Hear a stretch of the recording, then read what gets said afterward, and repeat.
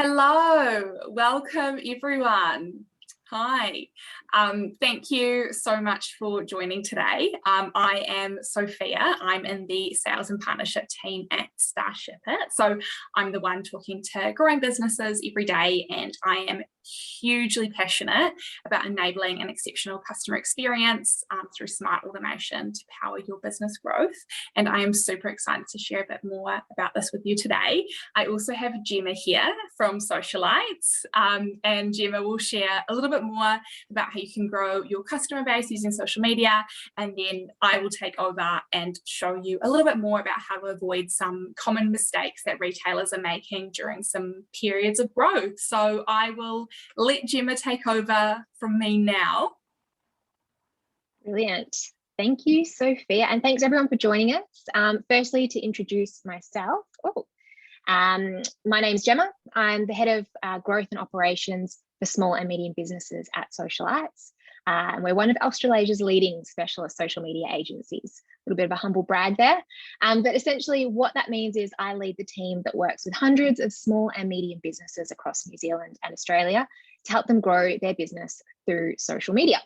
So over the last 10 years, I've seen a whole lot of things change within the social media marketing space.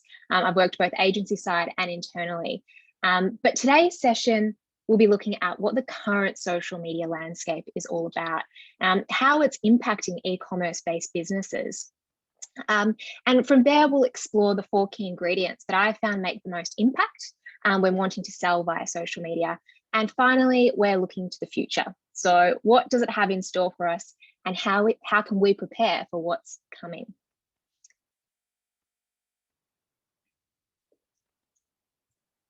So to start with, why social media? Why is it such an important piece of your marketing strategy?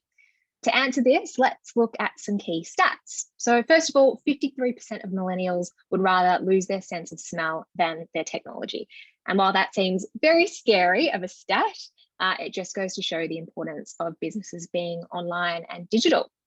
Active social media users increased by 13.2% from 2020 to 2021. So just really highlighting the impact that the pandemic has had on social media usage. 82% of us report to be active social media users, and this is up 2.8% from last year. Average daily time we spend on social media is 1 hour and 55 minutes per day, with more than 200 million users visiting a business profile on Instagram at least once daily.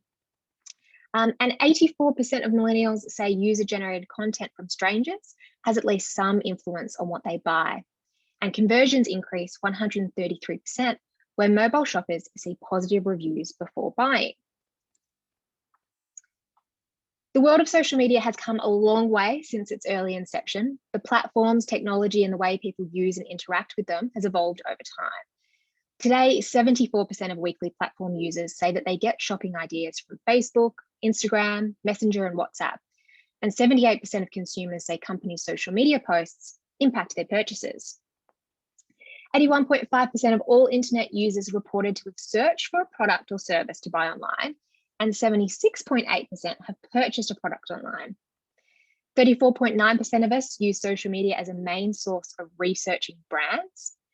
And ads on social media is the 4th biggest driver of brand and product discovery among 16 to 64-year-old internet users.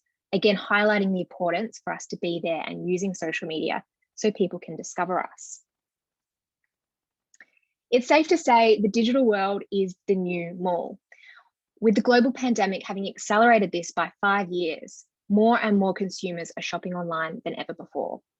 So is your business equipped with the skills and tools necessary to compete on the social media and turn followers and likes into customers and sales?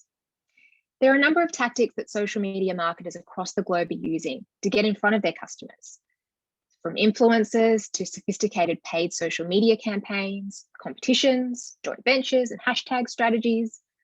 It's all a bit confusing and overwhelming. So where do you actually start? From my experience, driving more online sales for your e-commerce business via social media starts with 4 key ingredients or million-dollar moves. The first one is setting the foundations. You've got to make sure you've got the solid building blocks in place. Secondly, it's increasing your visibility, being seen by the right people. Number 3 is delighting and engaging your audiences. And 4, we need to close the loop, turning those communities into customers. I'm going to expand upon each of these right now. So the first one being setting those foundations. Every great social media presence starts with strong building blocks. With the latest Apple iOS updates, it's even more important than ever that you're set up for success. If you have no idea what I'm talking about, essentially the latest privacy policy updates rolled out by Apple mean that apps, including social media apps, have been impacted in regards to their out-of-app tracking capabilities. So this has resulted in a number of new requirements from the social media platforms in order to minimize the impact of data collection, targeting, tracking, and measuring. But, I could unpack that for hours. Essentially, what you need to ensure is that your social media profiles are integrated with and talking to your e-commerce website. We want to create signals between the two. So this includes setting up and testing your social media pixels on your website, and I'll expand upon this one shortly. We need to create events on your website so that you can actually track what is actually happening when someone lands there.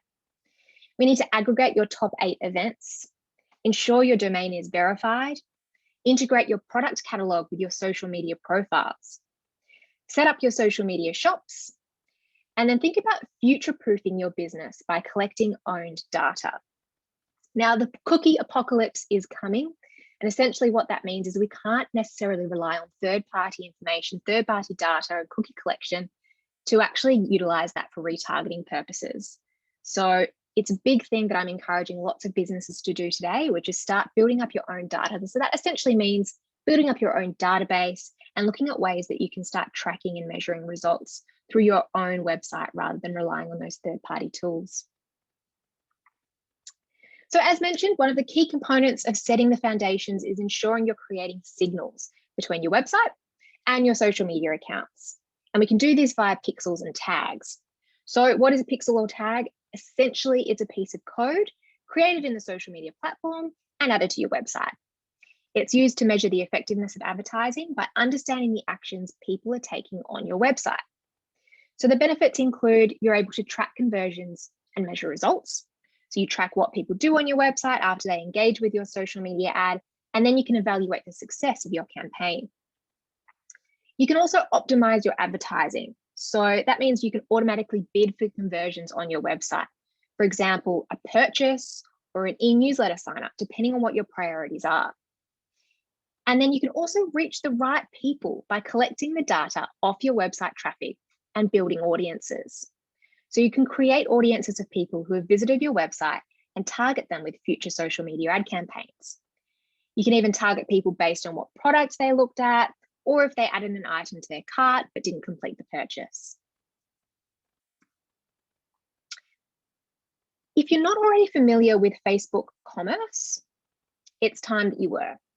Facebook's e-commerce platform allows businesses to sync their online products catalog directly with their Facebook and Instagram profiles, allowing communities to browse products within the Facebook or Instagram app. If set up correctly, Facebook's AI can start to learn about your customers and their behaviors, with dynamic product display in shops and through ads, serving your customers with the content that is most likely to engage and convert them. To set up your shop, the first thing you need to do is create a Commerce Manager account. Then create a catalog. You can populate your catalog by manually creating product listings through a product feed or through a partner integration, for example, BigCommerce. And this is the recommended approach. Once your products have been approved, the next step is to create 2 separate shops for your Instagram page and your Facebook page. Shops are a unified digital shopfront across Facebook and Instagram where people can browse, explore, and purchase your products. You can customize your shop and create featured collections of products. On Instagram, you can also tag products from your catalog in your posts and stories with Instagram shopping. In some countries, product purchases can be made directly in the Facebook or Instagram platform. However, this is not yet available in Australia and New Zealand. Similar to Facebook, you can create a live product feed from your website to Pinterest, so people can shop your product pins. Users can filter by category and price and save products to a board, sort of like automatically adding the product to a shopping list. So why might you choose Pinterest as part of your social media strategy? Well, according to Pinterest, 1 in 2 pinners say that Pinterest has given them ideas of what to purchase. 39% of pinners have discovered new brands or products on Pinterest. 56% of pinners are influenced by Pinterest when browsing for products. And 68% of pinners use Pinterest in the build up to their most recent purchase. So it just goes to show Pinterest is where people are discovering and finding their next purchase. So what's the point of being on social media if you're not seen by the right people? Now that the foundations are set, it's time to ensure your business is reaching your target audience. Use data and insights to understand where your audience spends their time, and then deploy tactics to increase your visibility. These include creating engaging platform or placement-specific content, increasing user-generated content and reviews. So user-generated content, or UGC, has also been found to have a 28% higher engagement rate than regular brand posts. And 88% of online users take reviews into consideration. So these 2 elements are really, really important. You might want to engage with influencers, partner with like-minded businesses, utilize hashtags and @mentions. So hashtags actually allow you to be more organically discoverable. And stats say that an Instagram post with at least 1 hashtag averages 12.6% more engagement than a post with no hashtags. So if you aren't using them already, maybe start thinking about introducing them to your strategy. And then finally, social media advertising is really a must to increase that visibility. Did you know that your Facebook page organic reach is down to 1 to 2%? So this means that for every 100 fans that you have, only 1 or 2 will actually see your post. So this is similar across all social media platforms. But what can you actually do to remain visible and to reach those people and then reach new audiences as well? So this is where social media ads really kicks in. Ads allow you to reach more people than you ever would with organic posts. You can connect with audiences that aren't already following you. It's highly targeted, so you can be really specific in who you're reaching with what. You can create ads catered to your specific objective. You can retarget people who have engaged with you. You can get valuable insights on your audiences, and you can get real results for your business. In other words, sales. 26% of people who click on ads report to actually making a purchase. So our next key ingredient, delighting and engaging. It's not a new concept. Social media is meant to be just that, social. So stop thinking about what you want and start thinking about what your audience wants. Get interactive, ask questions, engage with your community on a regular basis on your feed and also theirs. Before you post your next photo or video, take some time to actually engage with other accounts similar to yours. By interacting with others, for example, influencers, brands, or followers on the platform, you're increasing your chance of being seen and you'll get more engagement from visitors to your profile. A good rule of thumb that we like to follow is to spend at least 15 minutes a day going through your follower list and interacting with as many relevant accounts as possible. In addition to this, you might want to follow, like, and comment on key influencer pages and like-minded brands, run special offers and giveaways exclusive to your social media community, and think outside the box, utilizing interactive platform features and tools. So what engaging and interactive platform features could you actually be using? If you aren't already, here are some top tips from our team that we've seen to get real great results. So IGTV, it's Instagram's answer to longer form video content. And it's really great if you start thinking about that in series style content pieces. So what sort of series could you create in longer form video that you can upload into IGTV? Reels are great, short, sharp, snappy, entertaining option for brands to be using. And we'll soon be seeing, hopefully, the ability for brands to actually advertise their Reels content too. Instagram stories and highlights, if you're not already using these, you should be. A majority of Instagram users are consuming their content via stories. So make sure you're there where people are actually viewing content. Polls and quizzes. This is a really great one for starting to garner some market research from your communities. Ask them what they want, ask them what they'd like to see, and you can actually make some business decisions based on what they respond with. Question stickers are also great for this, increasing information and knowledge around what your customers actually want to understand about your business and what they want to see.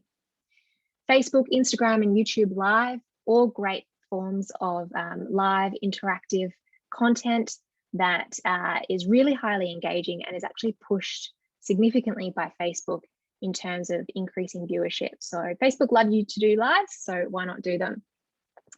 Think about events. So if you've got any events coming up, make sure you're using the Facebook event feature, or LinkedIn events is also a great one if you're looking to reach a more professional audience. And Facebook groups. It's not a new thing that more and more users of the Facebook platform are interacting and engaging in groups rather than with brand profiles. So think about how you could create your own branded group on the platform. And that final key ingredient, closing the loop. So the remarketing capabilities of social media should be harnessed by all businesses. Think about how you can convert your database and website visitors while they're still hot and close that loop. It takes an average of 7 exposures to a brand or product before someone purchases online. So ensure you have a strong strategy in place to remarket to your warmest leads. So this includes creating an omni-channel conversion funnel that takes your customers on a journey. Ensuring you have remarketing ads set up at a bare minimum. Offer value add or discount incentives to people with high purchase intent. And include repeat purchase strategies targeted at past customers. Too often we forget about these guys. So let's include that in your strategy and make sure that you've got something there that encourages that repeat purchase. If you aren't thinking in journeys and funnels on social media, then it's definitely time to start. So we can't expect our potential customers to go from never having heard about us to then actually wanting to buy from us instantly. So we need to guide them down a path, push them through, and showcase this. I want to talk about this in an ads perspective. So how we would do this conversion funnel through ads. So first of all, awareness. Your awareness ads need to explain the why, and this is to your widest audience. You need to understand the problem your audience has and offer a solution. Explain who you are, what you do, and why you do it. The next step, engagement ads need to explain the how. So why your offer is best positioned to give them what they need to solve their problem, and develop a preference for your solution. Then pushing through conversion ads in that decision phase, that needs to explain the what. So you want to include a really direct line to purchase, a real clear call to action, and push them through to that purchase page. And then finally, after they've purchased, we can't forget about them. This is our loyalty audience. We need to increase the lifetime value with repeat purchases. And we can do this by connecting and rewarding them with key advertising content.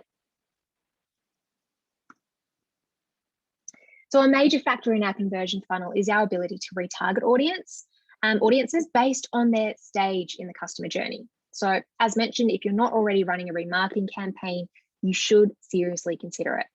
Using pixels and tags, we're able to target ads to individuals based on what actions they've taken on our website. So perhaps they've visited the website, added an item to their cart, then got distracted or got cold feet and left. So this actually gives you the prime opportunity to remarket to them with a reminder or maybe even an incentive to finalize their transaction. In addition, if your products are live on Facebook and Instagram, you can create dynamic remarketing ads to retarget those who have viewed specific products. So now you know what you should be focusing on today. What does tomorrow look like for social media's relationship with e-commerce? Well, it's all about social commerce, and we're going to talk about that next. So social commerce is slightly different to social media marketing. Social commerce refers to selling products directly through social media networks rather than redirecting users to an online store or your website. So through technologies and features that are currently being rolled out by social media platforms, brands can actually offer customers the ability to check out directly in the network or the app that they're using, making it easier for them to complete their purchase and removing those barriers to entry, which is really a win-win on both customer and brand side. So what are the benefits for social commerce, particularly for e-commerce businesses, it makes shopping a real social experience. It removes those barriers to entry, as I mentioned, and speeds up that transaction process. It allows you to hyper-target your prime audience, and it's where millennials and Gen Z are likely to shop, and they actually like shopping. So 81% of shoppers research products on Instagram and Facebook, and shopping is a top priority for 48% of Pinterest users. So currently, the social apps that allow for social commerce include Instagram, Facebook, and Pinterest, all rolling out in-app purchasing, and TikTok is knocking at the door coming up next.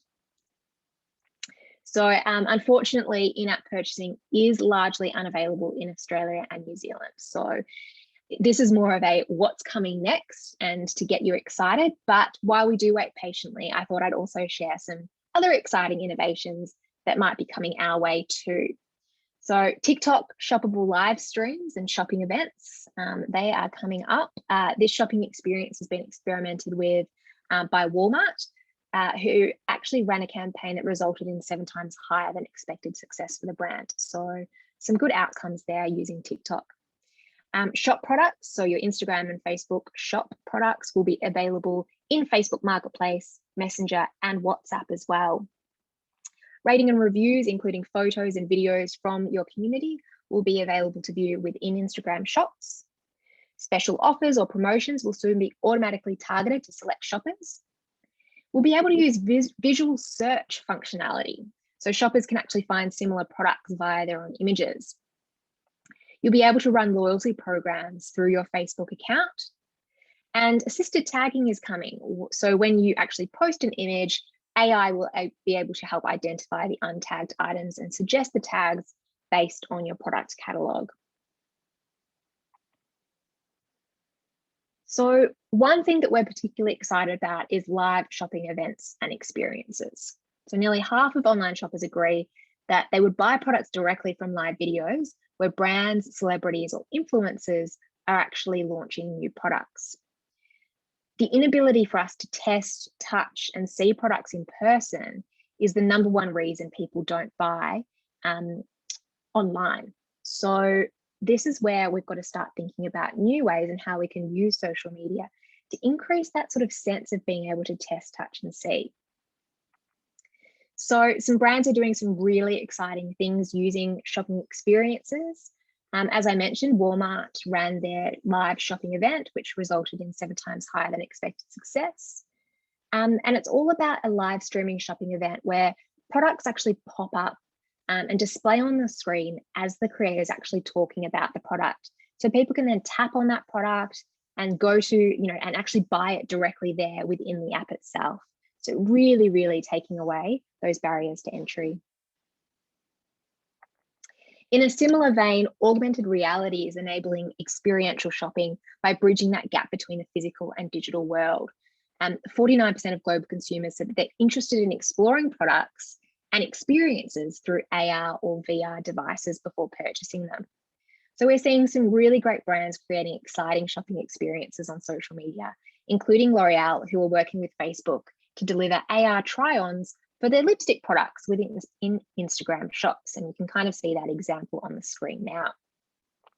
According to L'Oreal, the rise of social commerce is a great opportunity for our brands to reinvent the consumer beauty experience worldwide. So to summarize, what have we learned in this session? Firstly, the stats add up. Social media cannot be ignored. The opportunities are there. Consumers are ready to start shopping and they start their shopping journey via social media. Ensure you're set up for success. So is your website actually talking to your social media accounts? And make sure those foundations are actually set. Find new ways of reaching your audience. So there are a number of ways to increase your visibility on social. And remember, advertising is something you should seriously consider. Engagement drives engagement. This is about creating interactive experiences with your customers via social media tools and features They're available to us, so let's start using them. Take customers on a journey and seize opportunities to convert.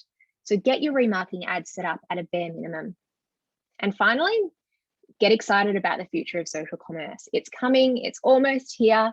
So let's start thinking and planning about the future and what your brand could be doing to engage those shoppers via social. So there's no denying the power of social media to create customers, and it's only just the beginning, as I've mentioned.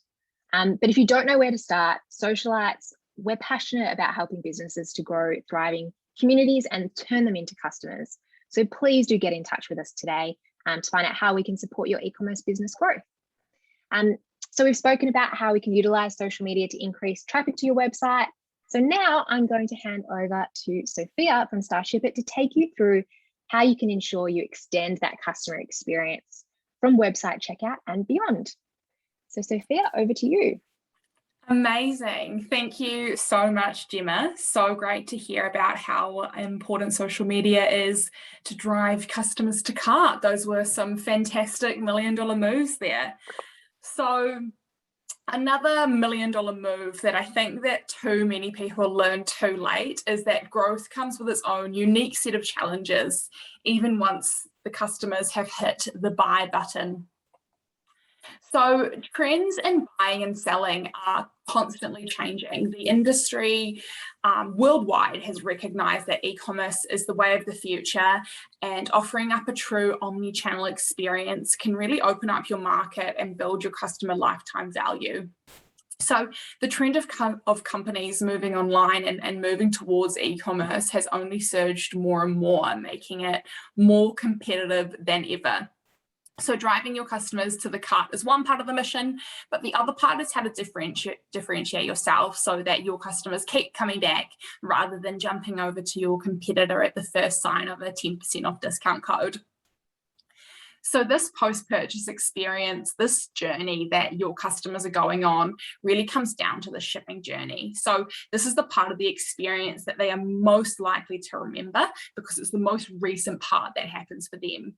So while we can't control how couriers act, there are a few things that are in your control, and too many retailers are missing these. So how quickly you can dispatch, making sure that you have the right address, and keeping the customer informed at every step of the journey are all key contributing factors to their customer lifetime value.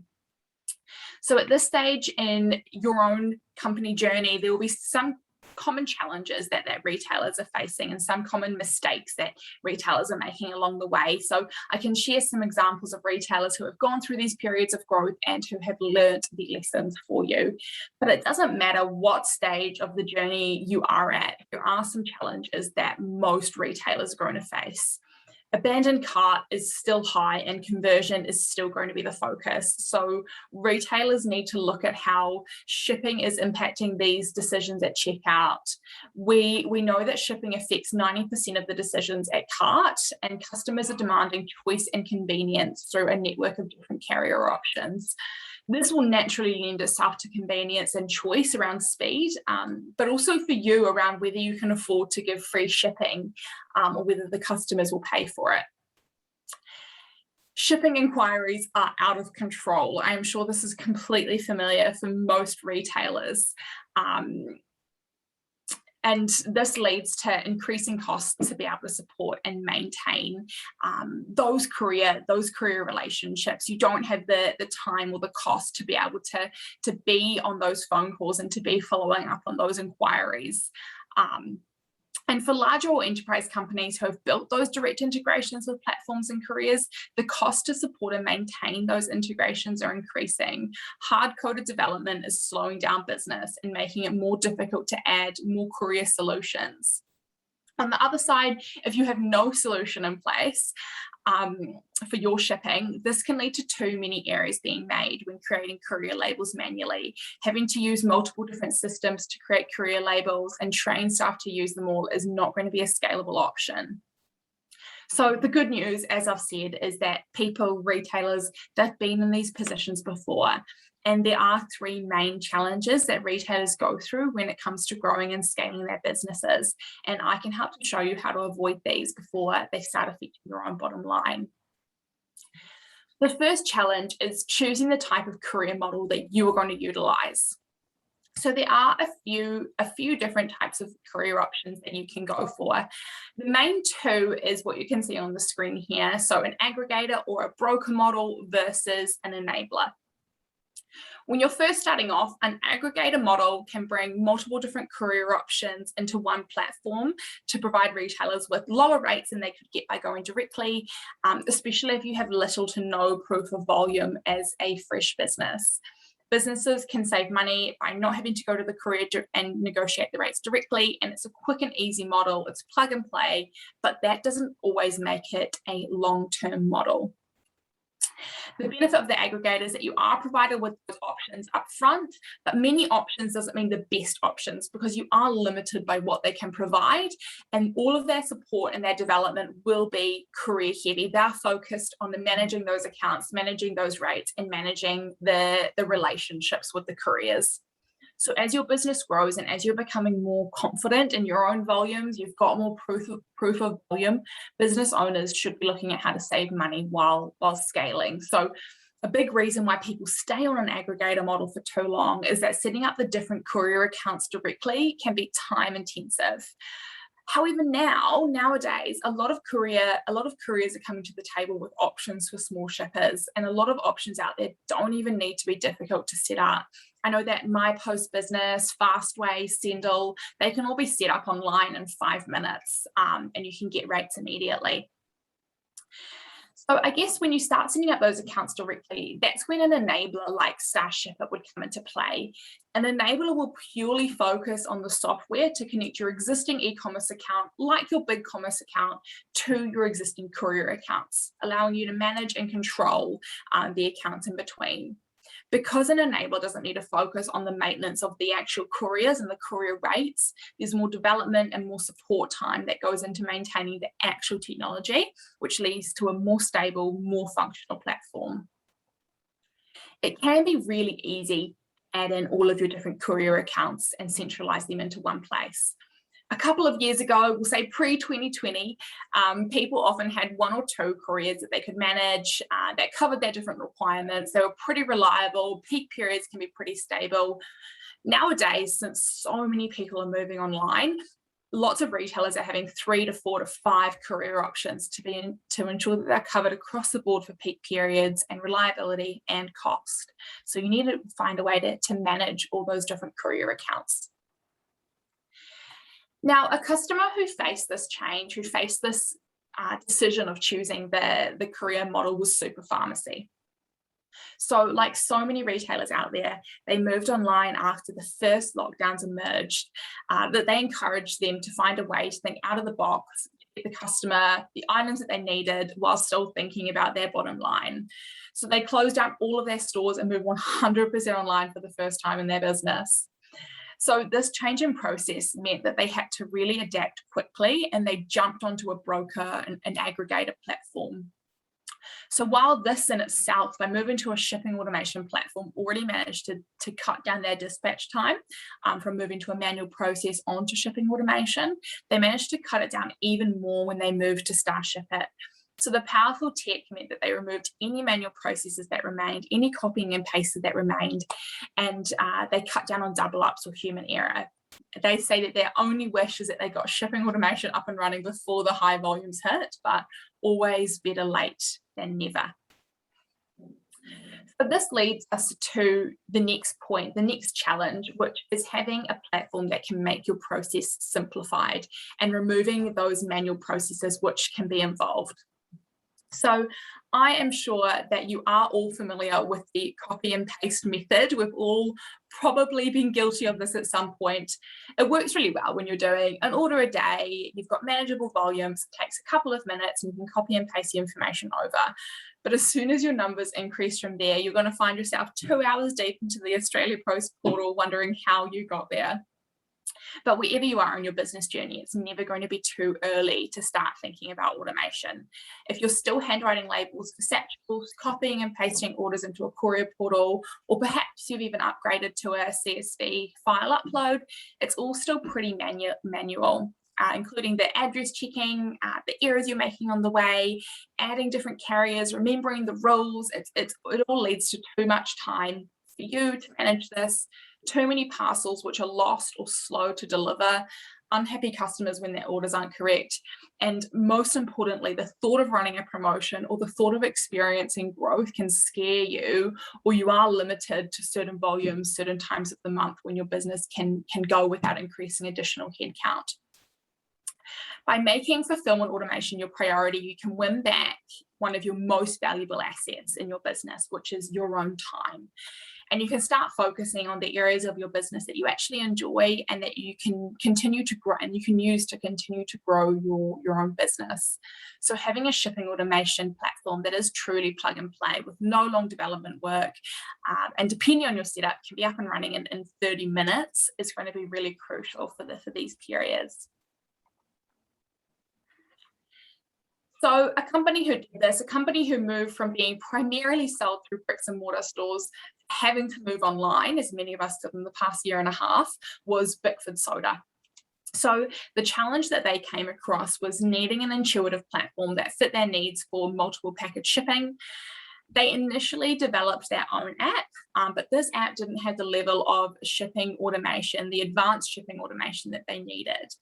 And from there, they struggled to find a balance with platforms on the market between different platforms and different models. Some were too complex for the warehouse staff to be able to seamlessly process their orders. Some were those brokered platforms which didn't have the technical complexity that they needed. So they needed to find a medium in between.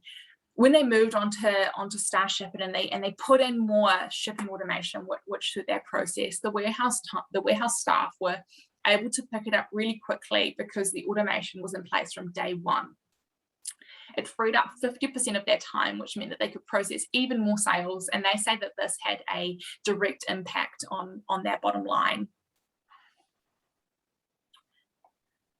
Another good example of a company, actually a good example of a company who's used social media as well, was Showpo.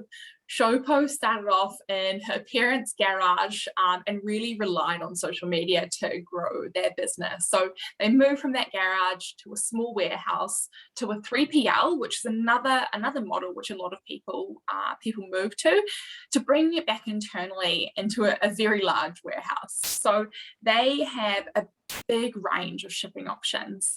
They have standard, express, same day, and over 80 countries that they deliver to worldwide, meaning that they needed a platform which had the smarts to assign the correct courier based on the choice that hundreds of customers were making a day at checkout and keeping the customer experience front of mind globally.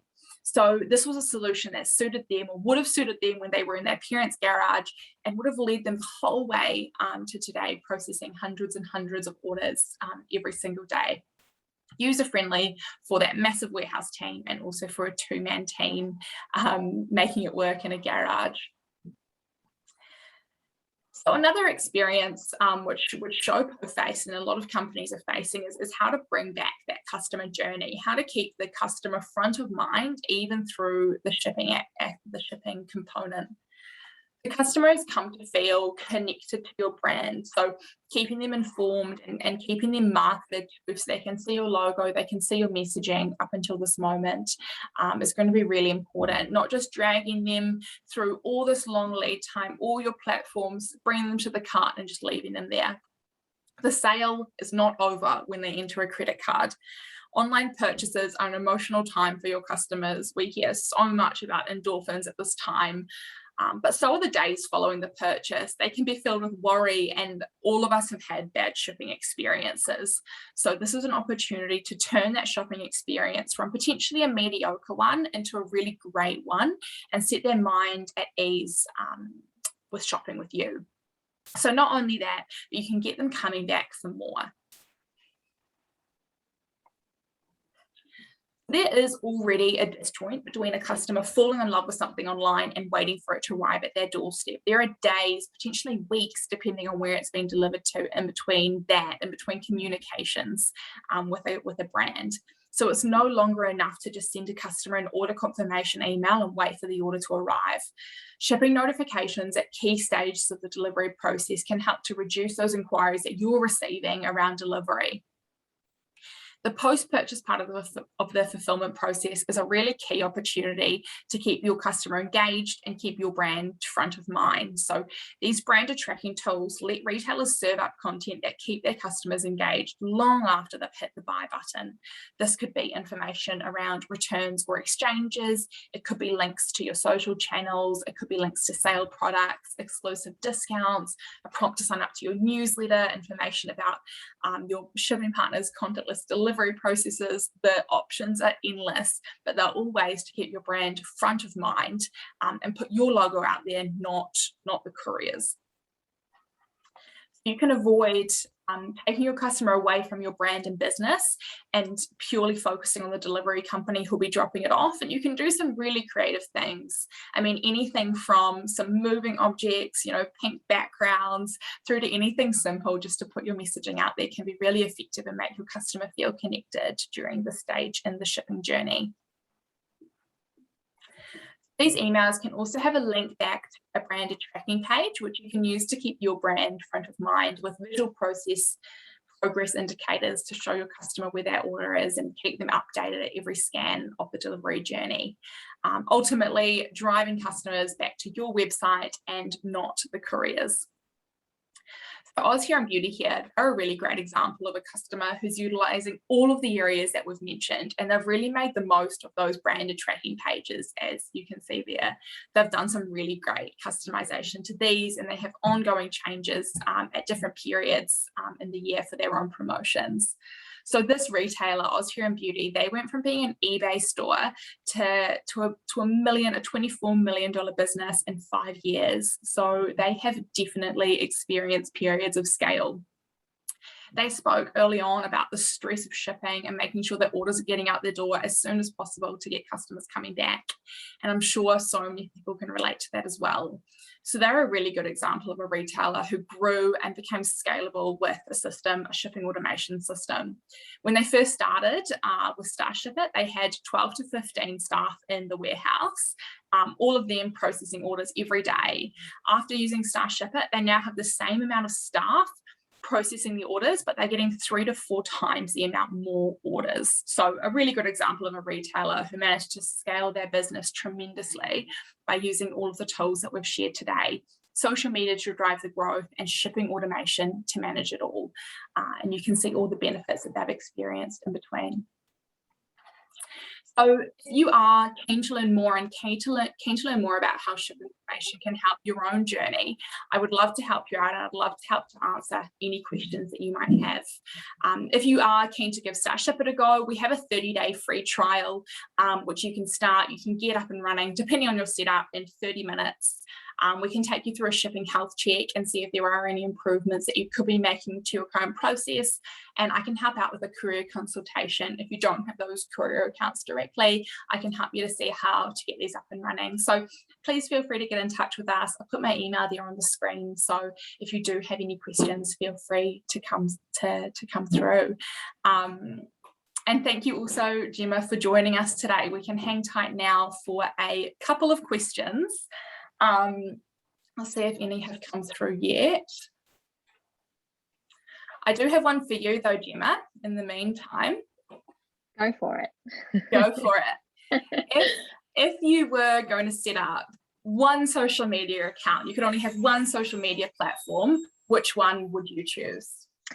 So my immediate response is I'd have to understand who my audience is from the very beginning. So I do my research and make sure I understand who my target audience is, who my main customer is, but who they are, and then also understanding what social media platforms they're most likely to be using. So I do my research and find out where they are, how often they use it, what time of day they're using it, all of that sort of stuff. So that's my immediate response. But if I'm going to give you something a little bit more useful, I would probably say starting with Instagram is the best bet for most e-commerce businesses.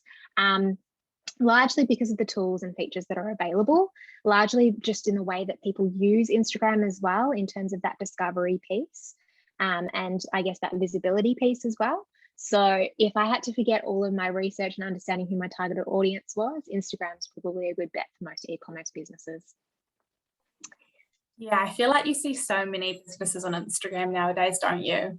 Yeah, definitely. And I think that consumers or users of the platform are more engaged with brands and businesses on Instagram than perhaps Facebook.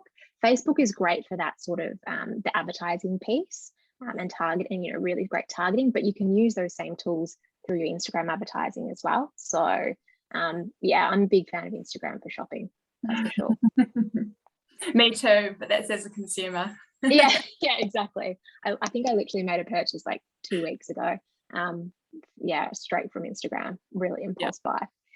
Are there any questions, or shall I ask you a question, Sophia? Yeah, none have come through, so fire away one for me. My question is, because I find this part of the process just so interesting. I guess I've been my main focus throughout my career has been getting people to a website and getting them to purchase. But then those stages and those steps afterwards, I guess, are just so important for that customer experience. And me personally, being an active online shopper, I can definitely compare different brands that I've had experiences with after that purchase process. So it's really interesting to hear all of that and the features that you offer. From your perspective, what's, I guess, the most important aspect or important feature to create that customer experience and drive that customer loyalty? I would say the biggest one that brands are really not utilizing enough is those branded tracking emails. They are just such a good way to keep your customer engaged. And like I said, there's that period in the shipping journey where you're hearing nothing, like you've been targeted every day by this brand, they're all over your socials, and then there's this period where you're hearing nothing until the order arrives. So I think that those branded tracking emails are so great to be able to keep targeting the audience. And then as a consumer, you're seeing that brand and you're hearing from them. I think that's super underutilized, even from existing Starshipit users. They're so easy to set up, and that's such an amazing and free way to be able to keep talking to your customers the whole way through. Yeah, absolutely. Right, so it doesn't look like anything else has come through, so we'll let everyone go now. But if anyone does have any questions, you have both of our contact details there, so feel free to come through. And thank you so much, Gemma, for your time. It's been great. Thank you. With you as well. It's been great. Thanks everyone for tuning in. Amazing. Bye everyone. Bye.